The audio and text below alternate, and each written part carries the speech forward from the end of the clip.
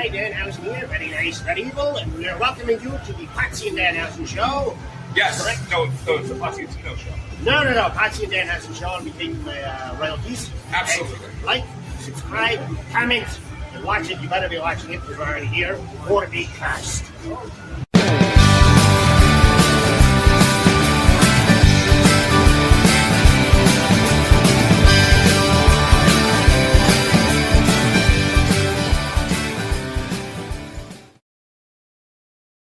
It's the Potsy and Tino show.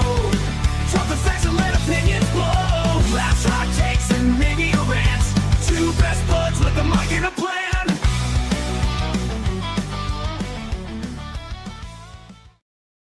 Ladies and gentlemen, boys and girls, children of all ages, the Pots and Pans Network brings to you I guess it's United States champion Potsy. That's right. Danhausen can't be here tonight. Neither can Tino. Tino is in New York with his family on his annual Christmas trip, and Danhausen is trying to get out of his AEW contract so he can sign with NXT, apparently. I'm just kidding about that last part. I don't know what the actual deal is with that, and I'll leave that to the smart marks until the information comes out to the rest of us. But I did figure that we did not do a show last week. I apologize for that. That is almost completely on me. The reason why is because last Monday was my birthday. I turned 48. And during that time period, I see if you're in the audience, go ahead, say hi in the comments, give a like, do all that fun stuff. But turned 48 last week and was out having a couple drinks. And before we got started, I asked Tino if he wanted to pick me up because he was talking about coming over and doing a live show in, the studio. And he was all for it till I said that I was getting ready to go drinking. And then he said, well, thanks. It's actually the box for the collector's edition for Death Stranding, by the way. So it's got the bottle baby and everything on the inside of it. Otherwise, behind me, you see the Junior High Horror's Strangest Thingies background directly behind this championship title, and there's also an immortal one further down, but behind me as well, you've got all my cool collectible stuff that I've got, like my Sam Adams Oktoberfest Stein, my Blood and Guts hat, my extremely difficult to find Notre Dame green hat, and of course the Christmas leg lamp as well. So so as I was mentioning, I turned 48 last week, and Tino was supposed to meet me out there, and he did, and Tino and I had I believe 2 drinks together, and I kept trying to get him to go sing karaoke with me, and he wouldn't do it. He was like, no, got to get home, got to go to work tomorrow, blah, blah, blah, all that fun stuff. So we didn't end up going to do that. But when he heard that I was going to be out having drinks, he said something very true. And what it was simply this. He said, Rob, if I go out, or if you go out to have drinks, because it was like 2:00 in the afternoon, he goes, if you go out to have drinks right now, you are going to be in no shape to do a show tonight. And wouldn't you know it, Tino was 100% correct. So I don't know if anybody wants to sound snip that, so that Tino's got that for forever, or what the case might be. But yeah, I had a good time, and yeah. So yeah, went out, had fun with a bunch of people, and then obviously last week was also Christmas. So my family doesn't really do Christmas gifts anymore, so it's not a bad thing by any means. We give Christmas gifts to the kids in the group, so anybody under the age of 18 for the most part, but everybody over the age of 18, we put money into a charity pool and then pull a name out of a hat. And this year I forgot to actually give the name of a charity, and I didn't want to come up with something last minute and be half-assed with it. So I told them that, I would participate in it, but I would forego the opportunity to actually pick out who the charity was going to be. So that's why I went there with that. But on Christmas Eve, I got this idea, and I'd done it once before, right around Christmas. And for those that don't know, in 2016, so 9 years ago, basically a year and 11 days, 9 years and 10 days ago, sorry, 9 years, 10 days ago, I had open heart surgery. I had quadruple bypass surgery, and I went in on December 18th and wasn't allowed home until December 24th in 2016. And for those that have heard this story, you know that was kind of like the deciding factor for me to want to really dive into making comic books again. Mainly because I wanted to leave a lasting legacy or whatever, and so it was one of those moments in my life where, like I came out of it and I was like, what do I do now? Do I continue just going down the same path I was on? Do I change some things? Do I do whatever? And some things stayed the same. Some things have really changed in my life. Like I spend a lot more time with my family. I do things like that. But the number one thing that I changed was basically the exact opposite of what my career at the time was telling me I should do. When I worked at GameStop, they did a lot of things to try to push me away from being creative and being a comic book person.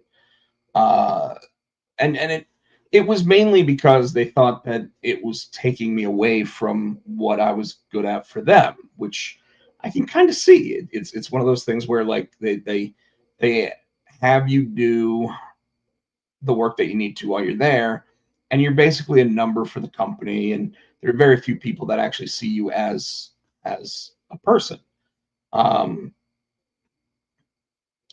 And when I came out of the surgery, I basically said I wanted to start making comic books again, and I've stuck to it. Then when the pandemic hit and you couldn't do comic book conventions, and comic books actually took like a back seat for a while, and it's really difficult to get your comics actually into stores based on imports and all this other crazy shit. One of the things that Eric, the artist on Junior High Horrors, Eric Kent, and myself decided to do was reconstitute some of the artwork that we did with Junior High Horrors and make a coloring book out of it. The reason why I'm saying all this is because that year, one of the things that I did, because we did a crowdfunding program. I think we did Indiegogo, and what we did there was, if somebody wanted to buy the kids the coloring book, but they didn't want the coloring book itself, because I mean, why do some adults want coloring books? They don't. We offered the option of, if you want, tell us what children's hospital you want them to go to, and we would send the coloring books to the children's hospitals. And I remember that year I got, I don't know, 4 or 5 messages from different hospitals basically saying thank you for sending the coloring books, and they were much appreciated. To this day, I still have a couple of those coloring books left, but not very many, because we did it to make a little bit of money, but at the same time, after we got paid for it and I saw what we made on it, I was like, I'm going to send twice as many of the coloring books to the medical facilities. And again, I remember getting the messages back that said, thank you so much for this. It really brought smiles to kids' faces, especially the ones that like horror movies and everything else. And it was great. Well, I had this year I had the Christmas book, Zor Saves Christmas, come out, and I should probably actually put this as a Zor Saves Christmas update. On the 24th, I woke up and I was like, well, there's only one time a year I can sell these books. It's not like I can sell them at every convention I go to or anything, and wasn't really meant to be that kind of book anyway. So it was meant to basically bring smiles to people's faces and be a kid's book and everything else. So I messaged Jay Hammond, who was one of the cover artists. I messaged Troy Dungara, who was another one of the cover artists, and I messaged Michael, the co-creator and artist of the book, and I said, hey, I'm thinking about taking like half my stack of the comics and just giving them to Duke Children's Hospital. So on the 24th, I called up my brother-in-law Shane, and I was like, hey, you want to run an errand with me? And he goes, what kind of errand are you thinking about doing? And I was like, I was thinking about driving down over to Duke Children's Hospital, which is a massive medical facility for kids. I guess they call it Duke Children's Center or something like that now. They don't even call it Children's Hospital, but obviously it's where sick kids are going to be. And I said, hey, I'm thinking about dropping these off, but I know that it sucks being there and trying to park and then do all that. So I was wondering if you wanted to ride with me, and I could drop them off and give them to somebody, give them my information, do whatever, and be on our way. So we didn't really meet any of the kids or anything else, but I dropped off a stack of the comics. I dropped off a couple of the trading cards that had the QR code that had the original Zor story on it. And the whole reason why was because when I was in the hospital, like I said, I got to go home on the 24th, and I was a grown ass man, but I hated it. I was in the hospital on my birthday. Our friend VZ, who's been on the show multiple times, he was one of the few people that came to visit me in the hospital. And it, I was blown away by it. My friend Nikki was another one that came out. But anyway, I wanted to do something nice. Dropped them off. They were asking, do you want to leave your information or whatever? So I did. And if I never hear back from any of them, no big deal. But I'm hoping that some of those kids that didn't get to do anything during Christmas got these books and were able to enjoy it and maybe get a little smile from Christmas during a time that was going to be tough for them. So that's what I did over Christmas break.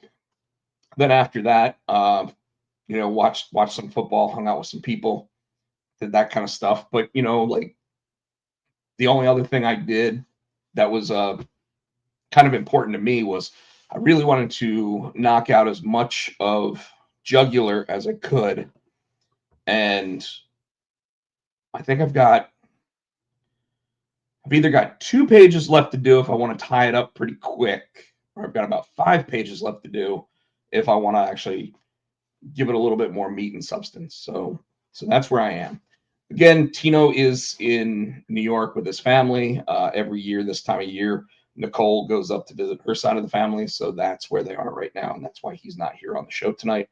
For the first time, I don't even think I sent him the link to actually get on the show, because I knew he wasn't going to do it anyway unless he actually like logged in, pulled up YouTube just to be in the audience. So there's that. So if you're in the audience, by all means, go ahead, tell me what you guys did over Christmas. I'd love to hear it, but I'm gonna talk about the same things that Tino and I always talk about. So the first thing that I'm gonna bring up is our TV watching. Right now, most of the shows that I watch are on hiatus. I hate that, but it also means that I've been watching some other stuff like Christmas movies. A couple weeks ago I watched Spirited. This past week I watched Fat Man again. I know Tino said that he watched that last week. And so just your standard watching of Christmas movies. But I did watch Landman, which also had a new episode come out yesterday. So I watched another episode of Landman yesterday. Watching Billy Bob Thornton and Sam Elliott banter back and forth. I mean, obviously they were in Tombstone together, but now actually seeing Billy Bob Thornton be the big name character on one of these things, and seeing Sam Elliott as his counterpart rather than him looking up to Sam Elliott is pretty wild and crazy. And one of the things I was joking about earlier today, and Fat Man really is a great movie, Charlie's Dad. One of the things that I'll say right now is watching Landman. I joked that Sam Elliott has been old as long as I've been alive. He's 81, and yet he has looked almost the same, because Tombstone is an over 30-year-old movie. I think it came out in 1992, so it's 33 years old at this point, and he looks exactly the same. Maybe a little bit of black in his mustache at that point, but he's looked exactly the same the entire time. Whereas Billy Bob Thornton has not. Billy Bob Thornton has definitely progressed over the last 30 years. It's pretty wild when you see a young Billy Bob Thornton in this movie versus the older Billy Bob Thornton in this TV show. And just seeing how he has progressed as an actor is pretty wild. And I always state that when you watch this show, that there's no way most of the stuff isn't ad-libbed, because when Billy Bob Thornton is speaking on this show, it is in Billy Bob Thornton-isms. It's not in your standard, this is how this guy speaks. I don't think he gets co-writer credit or anything else, but I would assume that what is written on the page for him to interpret and say out loud is something completely different than what he actually says out loud. So if you haven't watched the show, it's midway through the second season right now. I absolutely love it. The guy that played Kendall on Justified plays his son. Ali Larter plays his wife. I don't know who plays Ainsley, but man, everyone that watches that show feels like Nate, who is in the show. Every time she shows up on scene, because she just steals the scenes just with her looks. And then obviously how she acts and everything, she portrays the character extremely well. So those are basically the things that I was watching. I rewatched all of Picard season 3 this past week just because I wanted something to feel good, but also like just a really well put together story. Mainly because like as a creator, as I go through trying to write something, sometimes I want to rewatch or reread something that just makes me feel a certain way, so that way I can then portray that and put that into what I'm writing or creating. And so I watched Picard season 3, and right now I'm rewatching all of Lower Decks. And if you're at all a Star Trek fan and have not watched Lower Decks, I can't speak highly enough for it. It is tremendous, because it's Star Trek, but it makes fun of Star Trek, and it does it within the boundaries of Star Trek. So, which blows my mind that they allowed it and did it. But I always talk about how like they did the movie First Contact, which was one of the Next Generation Star Trek movies, and James Cromwell played I want to say Zebediah, the guy that created the warp drive on Earth, and Zephram Cochrane, that's what his name is in it. And in Lower Decks, the crew goes to a theme park where there is a ride that has a hologram of Zephram Cochrane taking them up at warp 1 into space, and it's mind-blowing because they actually got James Cromwell, who was the character in the movie, to voice the cartoon character in the parody of itself cartoon. And it every time I see that type of stuff, it blows my mind. Like just over the past 6 months, I watched all of Star Trek Deep Space Nine. It was the first time I watched all of it. I'd seen episodes here and there because I was a Next Generation fan. But I went through and I actually watched all of Deep Space Nine because I wanted to know what this whole Dominion War was and whatever. And there's a character in it who is a Klingon named Martok. And today I was watching an episode of the cartoon, and they're playing a role-playing game where Martok is actually giving them like he's the dungeon master basically. So like when Boimler sits there and rolls a 4, he sits there and explains what the 4 actually does, and it's the actual voice of the guy that played Martok. So it's just incredible. Anyways, I don't want to talk everybody's ear off about Star Trek or anything else.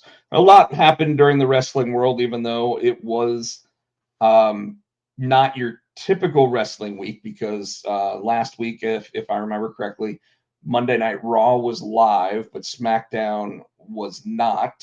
So SmackDown had been basically they'd gotten to SmackDown and taped it the week before. And we had another pay-per-view event from AEW with World's End, which had the Continental Classic finals, as well as a four-way men's world title match and some other things go on. So I've put together a list of those things. I want to see if there's anything else that I wanted to talk about real quick that we can talk about. Oh, yes, there is one thing. Stranger Things season 5 came out on Christmas night. Well, part 2 did. Part 1 came out on Thanksgiving night, if I remember correctly, maybe the night before Thanksgiving. Sorry, I'm about to sneeze. Maybe again. Apologize for that. But so Stranger Things season 5 part 1 happened in November. They dropped 4 episodes then. They dropped another 3 episodes on Christmas. And I've also been watching Fallout season 2, which dropped its 3rd episode this week. And I'm seeing online that a bunch of people gave Stranger Things season 5 part 2 bad reviews. And I don't know why. I felt that it was fine for what it was. I did feel like it was slow. I didn't feel like it built very well, especially when you only have 1 episode to go after those 3 episodes are out. So maybe if it were, and I did see why they actually ended part 1 when they did, and part 2 ends right where that they're probably going to put out like a 2-hour movie. So, not going to talk about what happens during it or anything else because I want to give everybody the opportunity to watch it. But they are putting the finale in theaters, which is pretty wild for Netflix to do because obviously Netflix wants viewers on, at home.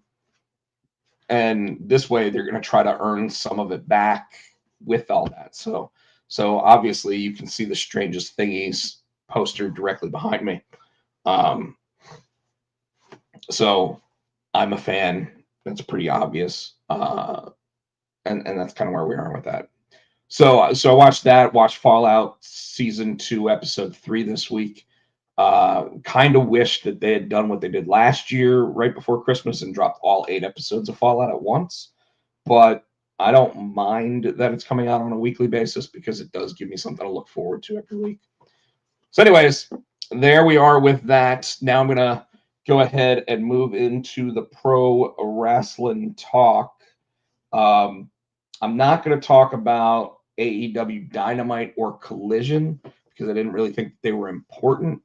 after we got the pay-per-view. And, obviously that's kind of how Tino and I go about that stuff on a weekly basis. If they've got a PLE or whatever, we talk about the PLE. We don't necessarily drop into everything else. So the first thing we'll do is we'll talk about Monday Night Raw from last week.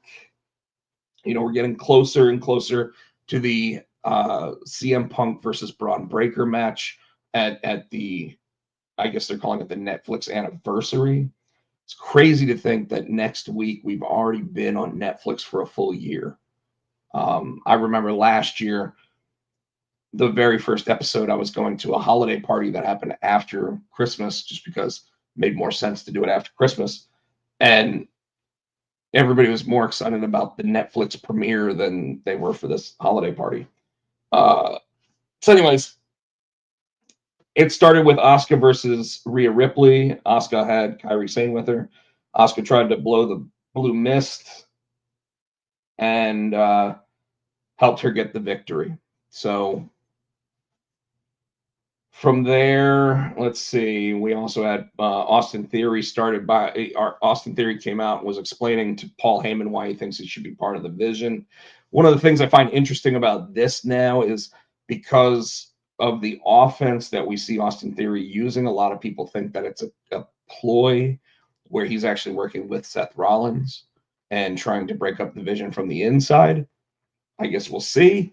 Cool idea if they decide to go that route, but I don't know. I totally think that this is meant to elevate another young talent while they're elevating these other young talents up. So it'll be interesting to see what we do with that.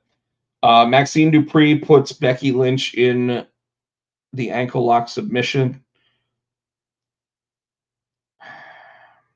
This is where Tino would be talking about how when they finally do wrestle each other, it's going to come down to tonight's episode of Raw and what Maxine and Becky do to determine who's going to win that match. So if Maxine gets the better of Becky again, Becky's going to beat her for that title.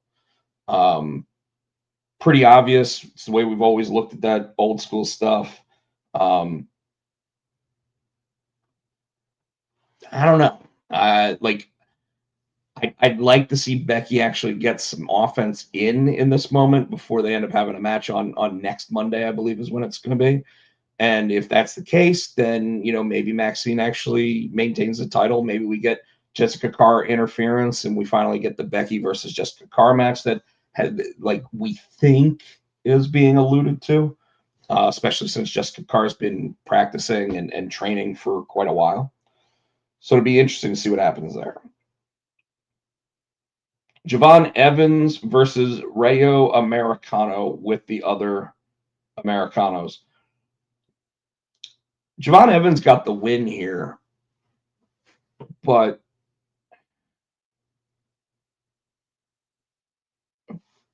Rayo Americano is supposed to be Pete Dunne under that mask. Heard that Chad Gable's getting ready to come back and retake over the El Grande Americano role. So I don't know how I feel about all that. So yeah, we're there. Right now, they're claiming that Javon Evans is a free agent, so he is free to be on SmackDown and Raw so that he can show off his talents before he actually signs with one of the brands. So the young OG is doing his thing. I was a little surprised to see that they're going to do this before they figure out what they're going to do with that X Division champion if he's coming over to WWE himself or what the case might be. So.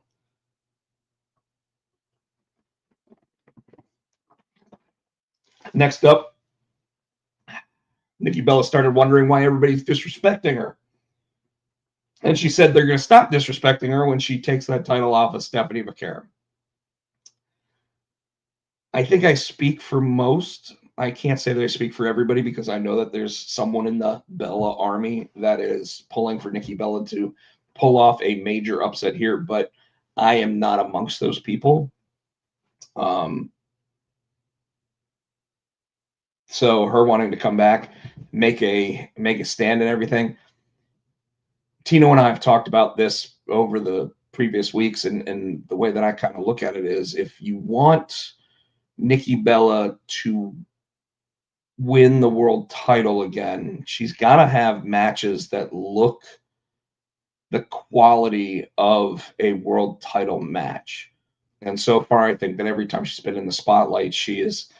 I'm not going to say she botched everything. I'm going to say that other people might have been out of place too, whatever the case might be. But I felt like it wasn't the best showing for a former women's world champion to have some of the flop style matches that we've had from her. And as such, they want her to be the world champion again. I think that she's got to put on performances on par with like what Trish Stratus was doing. So I hope Triple H isn't just appeasing her and getting ready to give her the title.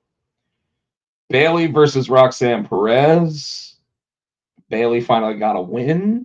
It's good to see. Gunther makes more enemies.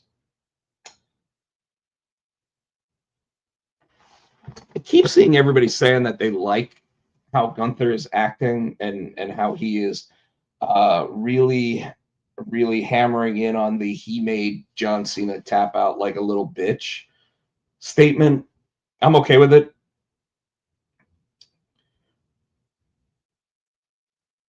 But the problem that I have with a lot of these things, and I've got the same problem with CM Punk as world champion at the moment right now, is that I haven't seen them wrestle since they did these major things. Like, when was the last time CM Punk wrestled someone for the world championship?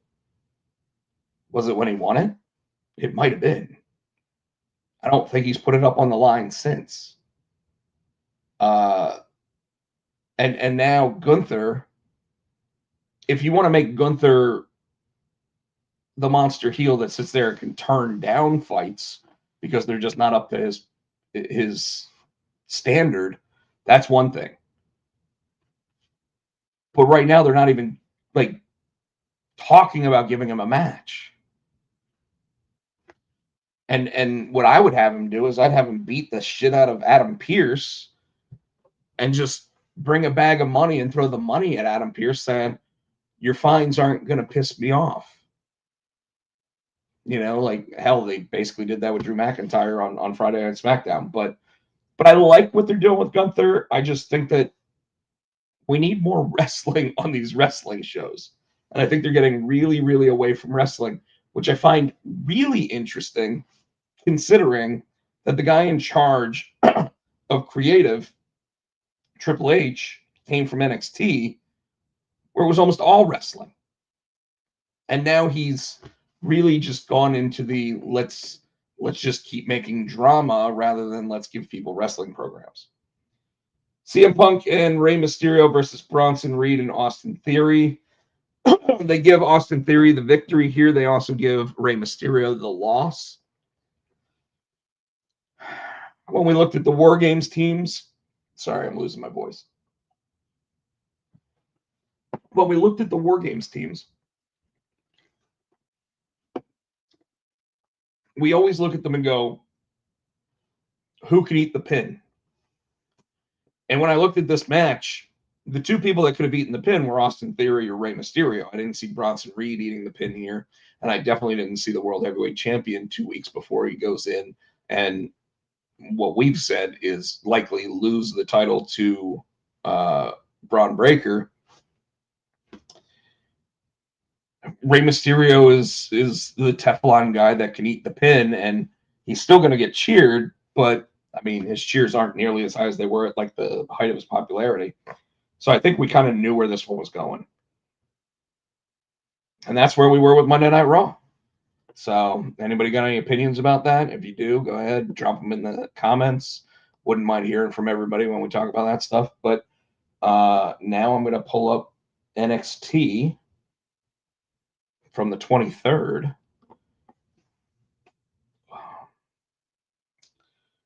And let's see. We had Lola Vice versus Izzy Dame. We had the opening round of the men's speed championship tournament. We had Chelsea Green versus Solruka. So even that looks like it was a little bit less than what we normally get on an NXT episode. So let's take a look at how everything went. Lola Vice beat Izzy Dame by taking advantage of the situation. She nailed Dame with a spinning back fist to get the win. Kalani Jordan attacked Lola Vice and took her out. So I guess we're continuing the Lola Vice versus Kalani Jordan, which is good for them because it gives them both something to do. And obviously, we've talked highly about how the NXT women's division, even after all the call-ups and everything from earlier this year, Stephanie McCare, Julia, Ms. Jackson, Jakara Jackson, all those women as they got called up, they just reloaded.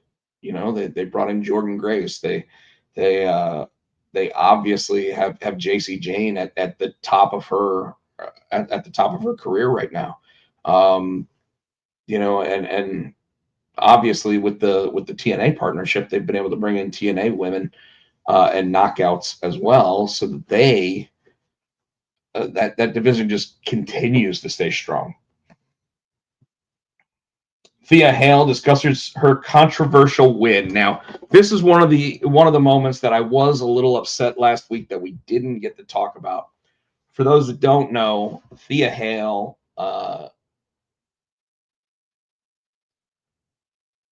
whatever she calls her finishing move, she hit Blake Monroe with it, knocking the wind out of Blake Monroe.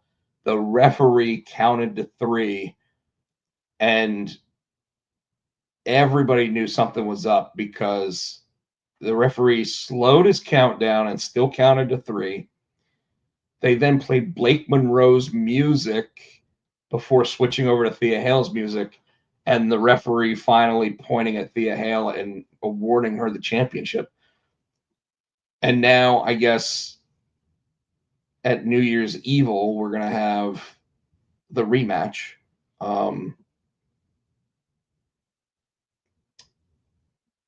But even though it seems like it was a botch, it's one of those botches where there's no reason not to like the outcome.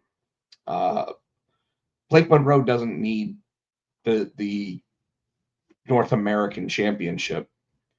So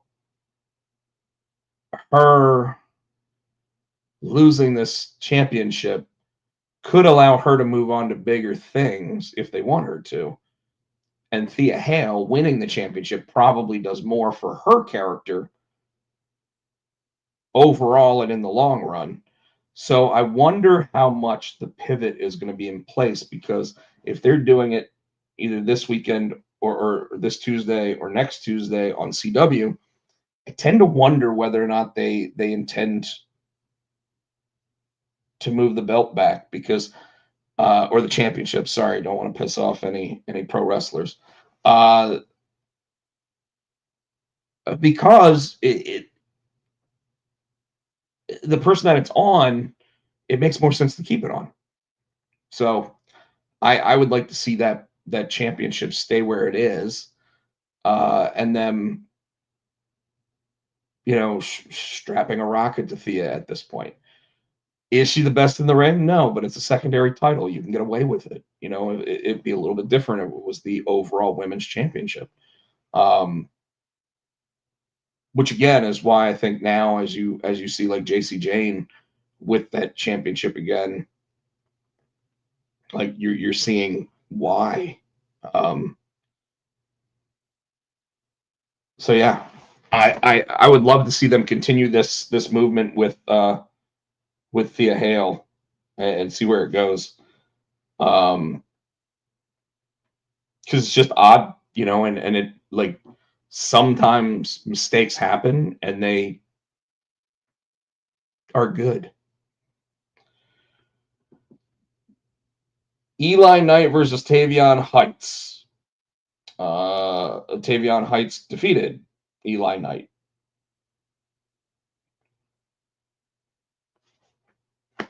Leon Slater versus Obafemi. Now that Obafemi is the champion again and the ruler is back, seeing Leon Slater, the TNA X Division champion going up against him.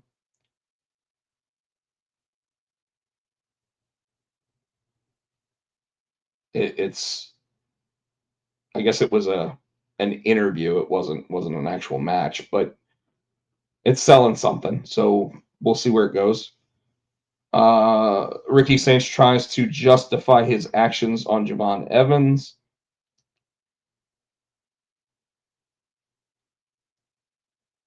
Ricky Saints makes a better heel than a babyface. Him trying to be a babyface for this amount of time already. Sure, he gets the pop on the way in, but since then, he's been kind of stale. So I'm okay with it. Skylar Ray and Shiloh Hill versus Stax and Ariana Grace. They're really pushing the guy with the missing tooth. Shiloh Hill and Skylar Ray defeat them. Andre Chase versus Lexis King. I didn't even know Andre Chase was still there, to be honest with you. For weeks, maybe even months, it just kind of felt like he disappeared off the face of the earth. And in fact, they actually said that his last match was September 2nd. And I guess WWE feels the same way because Lexis King defeated Andre Chase. And then we got Sol Ruca versus Chelsea Green. And Chelsea Green defeated Sol Ruca. I think that was the finale. Yep. And Chelsea Green's doing some of the best work of her entire career, so I can't dispute any of that. I think that what she's doing is just mind blowing, and she's probably the if I had to say it, I'd probably say she's the most entertaining WWE superstar currently on the roster. And that's saying something because I mean you got your Cody Rhodeses, you got your Oba Femis, you got your Drew McIntyres, and Becky Lynch on social media right now has been a complete and utter gem. What is up, Mr. Helios? As you can see, I'm running this show solo, so if you got the opportunity to stay in the audience and say something, by all means, add your own opinions. I was just saying, I think Chelsea Green is far and away the most entertaining person in WWE currently. So, and I really do like what Becky Lynch is doing, but I'm gonna give it to Chelsea Green because she's willing to do just about anything. SmackDown, as I mentioned, was a taped episode of SmackDown. It was their holiday episode of SmackDown, and The Miz comes out and he's talking with Nick Aldis backstage, and basically says that Nick Aldis keeps wanting to say a certain name, and Miz keeps trying to stop him from saying the name. And then Nick Aldis finally says, "So you don't want me to say Joe Hendry?" And boom, the music hits. Joe Hendry's in the ring. He's got Otis. He's got Tozawa. He's got like a couple of women. And the Easter Bunny, which I really didn't understand. I was waiting for the Easter Bunny to turn on Joe Hendry and be someone else, but I guess it was just the Easter Bunny. Joe Hendry wins the match by putting, and by the way, it was a Miracle on 34th Street fight. And it did exactly what you expect. You know, they got the pops for the tables, they got the pops for opening up the presents and everything else, and that's kind of where we went with that. Next up, we had Lash Legend versus Charlotte Flair. What I found interesting about this match was it really did seem like WWE was trying to make Lash Legend a superstar overnight. And I'm not even saying that she's not a superstar. Just saying that by putting her up against Charlotte Flair and having her woman handle Charlotte Flair the way that she did, it's one of those things that's going to get you sitting there thinking about it. It was like, I don't remember the last time I saw somebody in the women's division come out, get in the ring and do that. Maybe the Glamazon, maybe Beth Phoenix. maybe Charlotte Flair. So good on them for trying to make her look like a star immediately. Now, obviously, there are other ways to do that. They could have had her win a squash match, or they could have had her do anything else. But they don't really waste time with those a lot anymore. Now I think when Obafemi finally gets called up to WWE, you might see a couple of those, just because they're probably going to put him in a 1-on-2 or 1-on-3 match for a while before you actually get to the meat and potatoes of a storyline with him. Although he could walk in tomorrow and become the United States champion, I don't think anybody would be surprised. But speaking about the United States Championship, the United States Championship was on the line later in the night. Flair did end up defeating Lash Legend, by the way. But then we got Ilya Dragunov versus Carmelo Hayes. And if AEW hadn't put on a pay-per-view this week, this easily was match of the week. Triple H gave them the time to tell a story. They left it all in the ring. It was, a lot of short matches, but not the main event.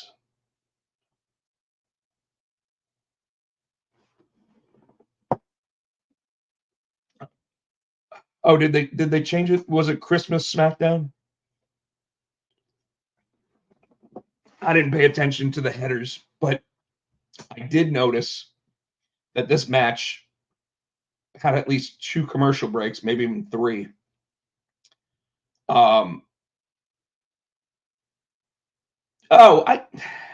So okay, this is what Mr. Helios is saying, folks.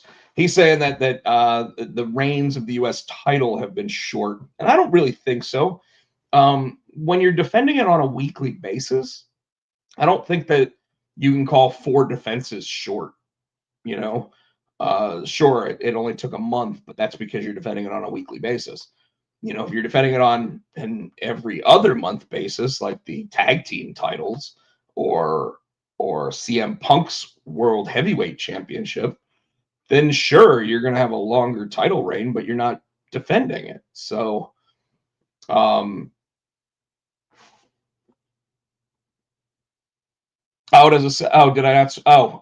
banner for mine. I gotcha. I didn't switch it over to SmackDown. So that's what you wanted to see. I'm sorry. Yeah, I'm a little bit behind tonight. Trying to run comments as well as everything else. So, but so I apologize for that, Mr. Helios. And thanks for telling me so that way I've got the right screen up there.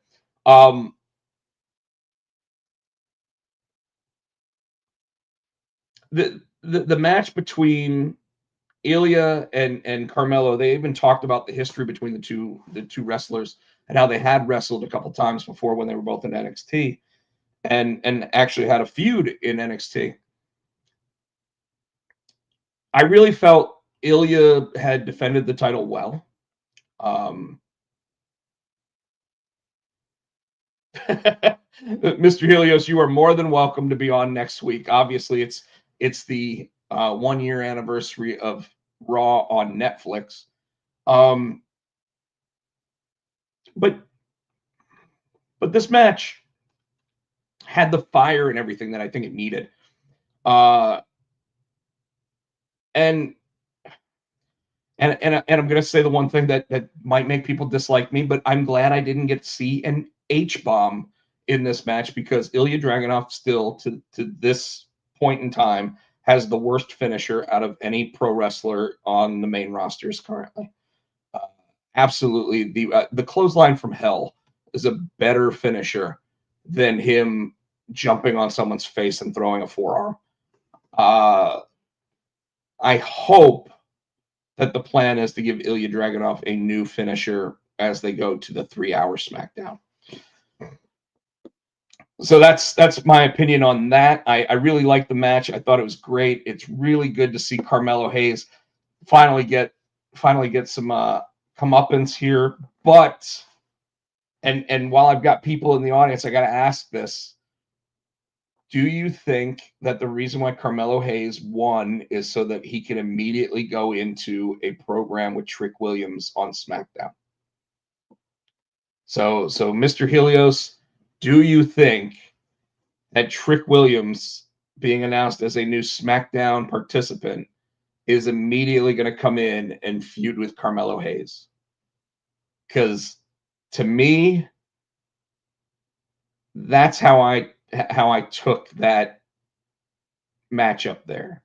Now, I could be wrong because obviously the way that they've been booking things for a couple weeks now is DIY getting involved with all this.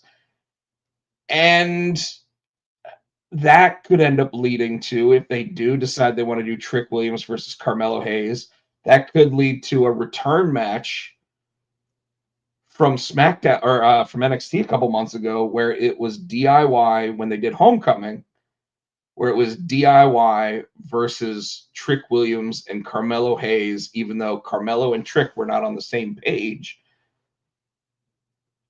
You still had all four of those guys in the ring together, and I think that's what we're going to end up seeing. So your statement that Trick Williams will be his boy again, you very well could be onto something. They might do a Shawn Michaels Diesel thing again to get Trick acclimated with the main roster. Maybe do them as a tag team from time to time against DIY, so that way they lead up to the Ciampa versus. Yeah, they'll make them a tag team. I'm kind of feeling that too. But I did immediately think, as soon as Carmelo won, that this had something to do with the Trick Williams effect. So we've got that. And folks, now I'm going to talk about the AEW pay-per-view from this weekend, World's End. So let me change my banner before I forget to. And I've got to be honest, I did not watch this pay-per-view. I forgot that it was this weekend. I thought it was next weekend. But your card for this was Hyen and Maya World versus Julia Hart and Sky Blue. Eddie Kingston versus Zach Gibson. The Death Riders versus Tony Storm and the Conglomeration. Now, this did not include Jon Moxley in that. Kazuchika Okada versus Konosuke Takeshita in the Continental Classic semifinal. Kyle Fletcher versus Jon Moxley in the other semifinal. The winners would then face each other. Darby Allin versus Gabe Kidd. FTR versus the Bang Bang Gang. The Babes of Wrath versus Athena and Mercedes. Jamie Hayter versus Chris Statlander for the women's world title. And the main event was a four-way Samoa Joe, current champ, versus MJF versus Swerve versus Hangman Adam Page.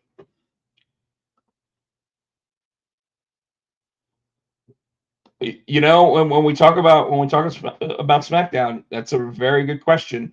I don't think we've seen the Street Profits since we saw the showdown between the MFT and the Wyatt Six. Very good question. We'll have to get the Fashion Police to try to find out the answer to that one. So, all right. The Sisters of Sin defeated their opponents, who are apparently newly signed to AEW. Eddie Kingston beat Zach Gibson. Then they added even more matches to the opening thing, so I'm not even going to talk about those. The show opened with Konosuke Takeshita versus Kazuchika Okada. And match started slow. They kind of felt each other out for a while before they finally started making waves. And not surprising, Okada, who was the Continental Champion going into the tournament, defeats Takeshita here. And from what I heard, he blatantly cheated in the face of the referee and cheated and got the win. So if that's not true, someone's going to have to tell me. But that's what I heard happen. Okada used a screwdriver to get the win in a moment that the ref should have absolutely seen. So there you go.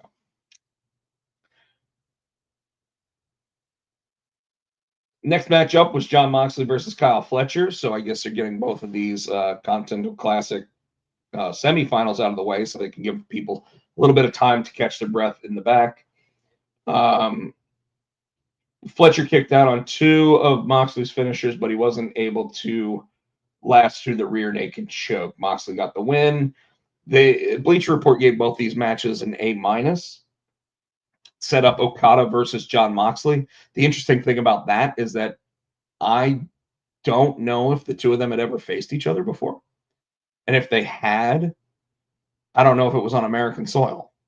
So, so that to me is interesting. Next up, we got FTR versus the Bang Bang Gang. And I'll let everybody know that FTR defeated them, but something very scary happened during this match. And that was Stokely Hathaway was supposed to go through a table. And Stokely went over the table. And he did something that you see when you watch those bingo hall matches all the time. Someone just not planning it out correctly.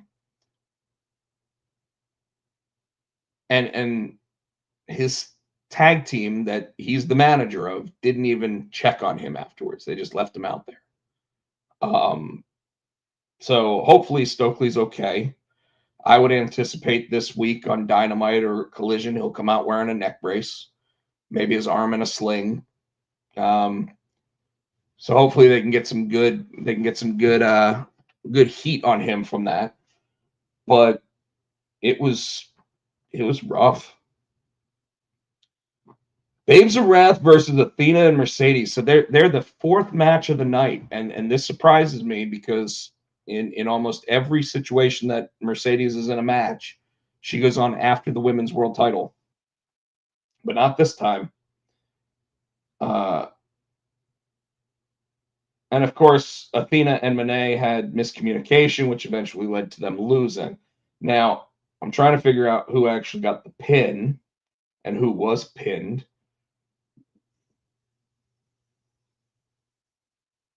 And I don't see who got pinned. So I'm assuming it was Athena. Gabe Kidd versus Darby Allin. Apparently this match just got ugly. Just Darby Allin began bleeding from his head after a metal plate that popped off when Allin hit it. For a match with no special stipulation, they made this a violent affair that utilized plenty of things around the ring to inflict more damage. Here's my problem with this. So Darby Allin got the win, but for months, and I'm literally talking months now, Tino and I have been talking about how Darby Allin said he was going to take every single thing away from, he was going to take everything from Jon Moxley. And all that really meant was Darby Allin was taking a beating from Jon Moxley every week. It's just week in, week out. Darby Allin's taking a beating from Jon Moxley. Now Darby Allin's in this. I'm tired of Darby. No, I'm not tired of Darby. I like the fact that Darby got the win here. I think that his matches have just been ugly, though. They're not helping him. Hell, he was in the hospital with a neck brace on not too long ago. And that's not a joke. He was in the hospital and he got cleared. They made him take 2 more weeks off. And then they threw a match together where no stipulation, suddenly it's a Texas death match almost. Super bloody, super violent, no reason why. Like, maybe it's time Darby took a break, took a breather, and really started focusing on what he wants to do, because every time he sits there and tells somebody he's going to take everything from him, he just gets his ass beat. Now, he might win a match here and there, but he gets his ass beat because he's taking everything from them. That Death Riders versus Timeless Tony Storm in the conglomeration match, a Bleacher Report called it a Mixed Nuts Mayhem match. Mixed Nuts Mayhem. And Tony Storm's team defeated the Death Riders. So the conglomeration and Tony Storm beat the other ones. Then we got the women's world title match where Chris Statlander defeated Jamie Hayter. I like that the fact that they're actually like utilizing Chris Statlander to win these matches. I just wish I'd like to see some storyline element applied when it comes to her matches. It feels like they do a storyline to build up to getting to face her rather than her being in a storyline for the match. Then we got the Continental Classic Finals, which, by the way, ended with Moxley becoming the Continental Champion and seemingly turning babyface. And I was reading on the internet today, someone was like, oh, Jon Moxley's babyface turn is the greatest babyface turn of the year. I don't remember anybody else turning babyface, so maybe they're right, but it was just 4 months ago that Jon Moxley was saying that nobody deserved to see the World Heavyweight Championship. And now he's suddenly coming out going, everybody deserves recognition for this title that I won tonight. Get the fuck out of here. Because you finally decided to wrestle matches? Shut the fuck up. This is bullshit. Horrible story. Jon Moxley needs to take a break. He literally needs to go on vacation. So, Mr. Bowden, when you sit there and you talk about me saying that I'm tired of Darby, no, I'm tired of Jon Moxley. And you're never going to sell me on the idea that Jon Moxley is one of the best professional wrestlers in the world. Not when you got guys like Kyle Fletcher, Okada, Kenny Omega, Will Ospreay, Swerve Strickland, fuck MJF. All those guys are better wrestlers than Jon Moxley. Jon Moxley coming back from losing 2 of these matches in this tournament to win the whole thing, it's bullshit. It's bullshit. This should have been the downfall of Jon Moxley. Well, okay, hold on a second there. So I'm going to go ahead and put this comment up, and I'm going to talk about this. So Jon Moxley was cheered in both of these matches on this night. You're absolutely right. There's 2 reasons why. Because right now, Kyle Fletcher is part of the Don Callis family, and so is Okada, which means by proxy, Jon Moxley is the lesser of 2 evils. He's the guy that's going to get cheered in these 2 matches because right now you are meant to hate both of the other 2 more than you're meant to hate Jon Moxley because the Death Riders was a failed heel stable. There's 2 people, maybe 3 if you count Marina Shafir. 2 people that get booed in the Death Riders right now. 2, Wheeler Yuta and Gabe Kidd. That's it. Every single other one of those members of that faction are fucking baby faces, whether they want to be or not. Because honestly, Jon Moxley is a multi-time world champion, and if he were in WWE, he'd be fighting for that world championship. Claudio Castagnoli is one of the best professional wrestlers in the world, one of the strongest athletes in the entire thing, and nobody has ever gotten his booking correctly. So if they're naturally cheering for him here, Mr. Helios, there's a specific reason behind it. It's because nobody wants to like the other 2. It wasn't babyface popping necessarily for Jon Moxley. It was anybody but who they were facing. And that might have been on purpose. It might have been to get him some babyface pops in Chicago or wherever they did the pay-per-view. But the fact of the matter is that like he's been an evil son of a bitch for over a year, and remember, trying to murder people, plastic bags over people's heads, putting them in coffins and closing the doors, setting them on fire. This isn't a good guy, and suddenly we're supposed to like him? Get the fuck out of here. Like that right there is Vince McMahon mentality of I can make people feel however I want them to. It's bullshit. It's bullshit. And I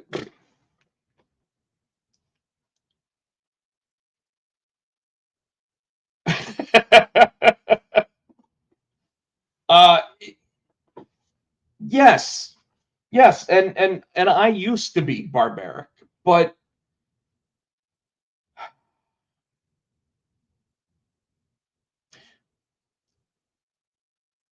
I liken it to this Gunther heel run right now. Gunther's getting heel heat for no reason other than the fact that he defeated John Cena and then he called him a bitch. Now, the unfortunate thing is John Cena can't come back because he said he's not going to. But so, Mr. Helios, you say Austin was the prototype. You're absolutely right, but they didn't know what they had with Austin. Like, in fact, Austin was getting babyface pops back in the day, and Brian Pillman called him out on it. He goes, when did you turn baby? And he's like, I ain't no baby, son. I'm a heel. And he's like, you're getting cheered. You're a baby. You're baby now. John Moxley on Wednesday night, if they wanted to really cement a babyface turn for him, he gets kicked out of the team, of the group. And he gets kicked out because 6 months after he was saying nobody was worthy of fighting him for his world championship, he's now sitting there saying everybody in the Continental Classic was. He completely changed his tone within a year, and it's bullshit. It's just straight bullshit. It's terrible storytelling. And they didn't. The thing that makes it terrible is there was no lead up to it, except him losing matches. After he lost to Kyle O'Reilly, he still sat there and said, I walked away from the match. Kyle O'Reilly didn't. He's a bitch. He was still heel. 3 weeks later, he's not heel anymore? Shut the fuck up. It's garbage. It's horrible. It's terrible storytelling. They should be ashamed.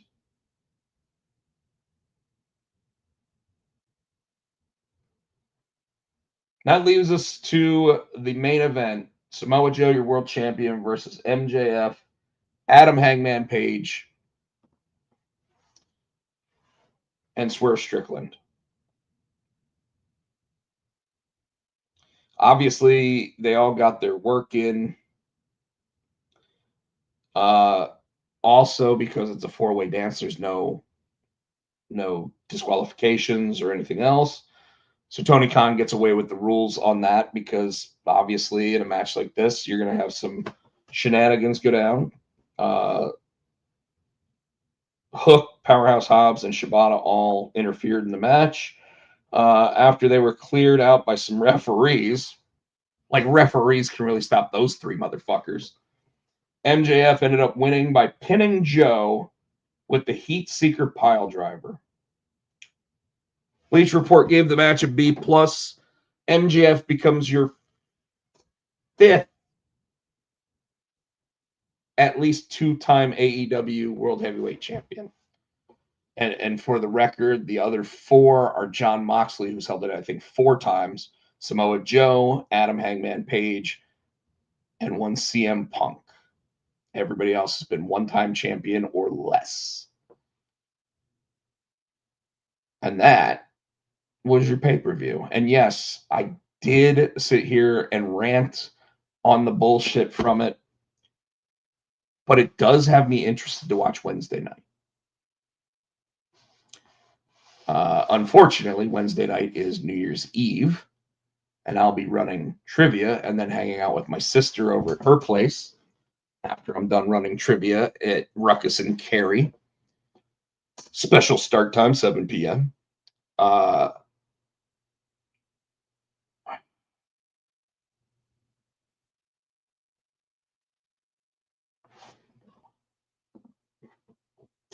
They came to bring the best wrestling out of AEW and bring the grit, and you said, and it has. I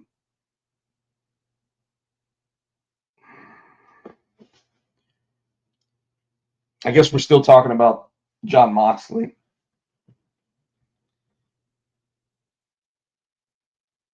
Moxley should have went away for 6 months. Should have taken a good amount of time off, got himself healed up, healthy in the mind, all that stuff, and then got kicked out of the Death Riders for doing this kind of action. Obviously, they wanted to do the Continental Classic. They wanted him to be the champion of the Continental Classic, blah, blah, blah, because AEW is all about their participation trophies, so you got to have everybody that you want having a title, having a title.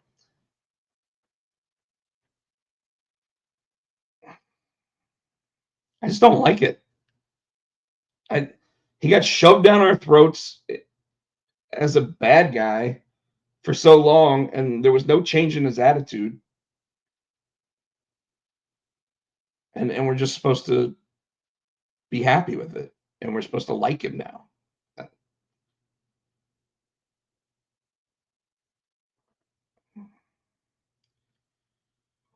I don't know.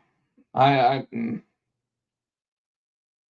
am interested to see what happens over the next couple weeks because I think WWE, and I'm gonna go ahead and just take the banner off here.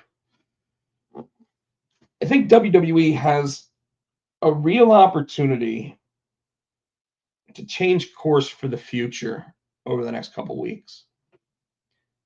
Not necessarily with Drew McIntyre versus Cody Rhodes, but with Braun Breaker versus CM Punk.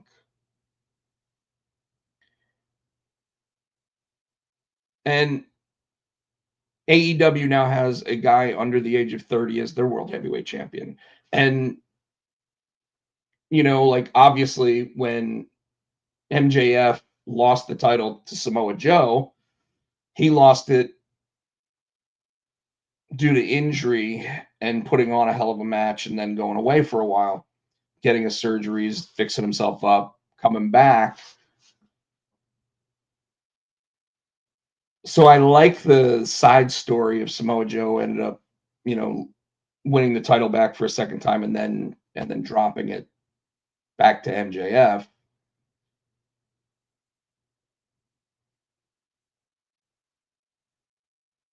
But I don't know. It's just interesting. It's a lot of interesting going on when it comes to that stuff. I don't know. We go into 2026 with a lot of question marks. I do like who your world champions are in AEW. I like Chris Statlander being the women's world champion. I like MJF being the men's world champion. I like that MJF right now is playing the tweener role. He's getting the crowd behind him, but he's doing dastardly things. I think this lets, you know, Tony Khan obviously thought the same way I did when he saw Samoa Joe put so much effort into getting that world title back again from Hangman and gave it to him. And as a comic book geek, it was nice to see Swerve Strickland wearing Green Lantern gear. Jon Stewart Green Lantern gear, of all people. So, I don't know. Folks, I am losing my voice. I want to thank you all for being in the audience tonight. Obviously, I did the show solo. We went an hour and 15 minutes or so. Again, losing my voice, so Pardon me for taking a sip here. But I wish all of you a happy and healthy new year. Don't drink and drive. Well, no, thank you, Mr. Helios, for being in the audience tonight. But want to wish everybody a happy and healthy new year. Again, don't drink and drive. Take an Uber, call a cab, ask somebody to be the DD. You know, if they are your DD, buy them dinner, do something nice for them, whatever the case might be. But here's to a happy and healthy and prosperous year for all of us. And I truly do look forward to seeing everybody in the new year. And with that, I'm going to go ahead and tell everybody, I don't even know all of Tino's socials. It's like SC Tino, Tino R Gray Music. Yeah, I think those are what they are. You can follow me on Twitter at Pochak, Instagram at Rob Pochak, Rob Potsy Pochak, and obviously the Potsy and Tino show, both here on YouTube under Rob Pochak or on Facebook.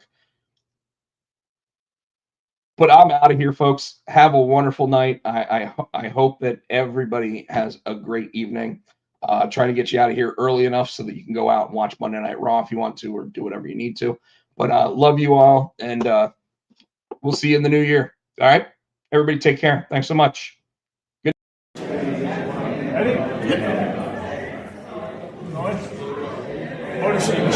Potsy and Tino. For the Potsy and Tino show. Thanks for watching.